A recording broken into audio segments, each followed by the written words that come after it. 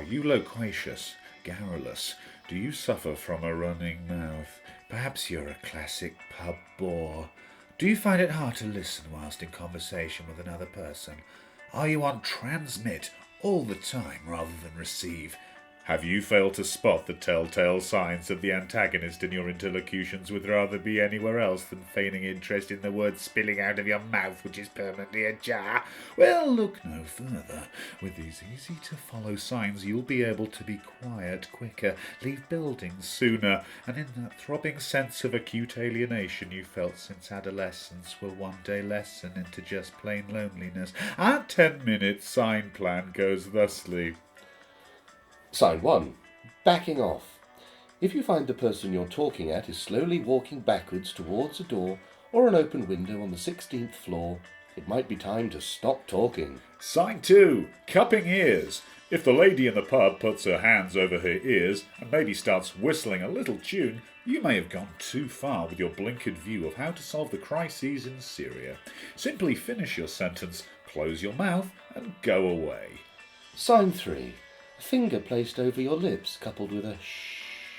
Now, if you are still trying to speak with a digit placed firmly against your mouth, it's time to start asking some very fundamental questions about yourself.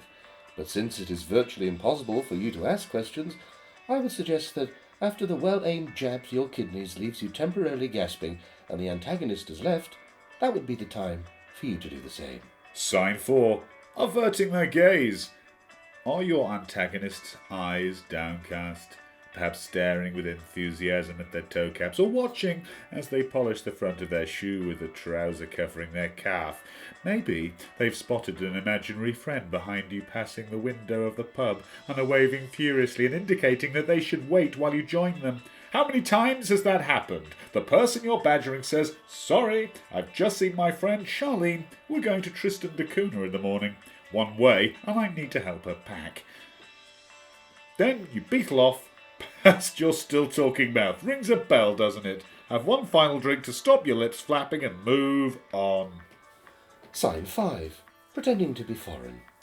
When you are in mid-flow and the other person forcibly interjects with "Ich verstehe nur Bahnhof," you are either in Germany or more likely the person is trying to tell you they don't speak English and that your continued intrusion on their time must come to an end. Please take the hint and run far away with it via the nearest exit. Sign 6. Taking a phone call. If you find yourself in mid-rant and the on-the-face-of-it timid boy reaches for his phone and says, "Thank God you've called," and then tells you that there's no signal in here and he must find one, maybe near Skara Brae on Orkney, you should stop following him once he gets to the ferry terminal in Aberdeen. Also, if you didn't hear his phone ring or even see his pocket being jostled by the phone on vibrate, that speaks volumes. Faces at the wheel.